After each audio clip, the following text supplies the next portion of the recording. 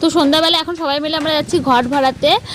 বেলবরণের ওখানে যে ঘরটা বসবে ওই ঘরটা ভরাতে যাচ্ছে। দাদু, এখানে দাদু বলতে ঠাকুরমশাই যাচ্ছে, আর মামা মামি আমরা সবাই যাচ্ছি, যেহেতু সন্ধ্যা লেগে গেছে। তো এখানে মামি বলে চালনটা দেখায়, পূজা করে নিল একটু।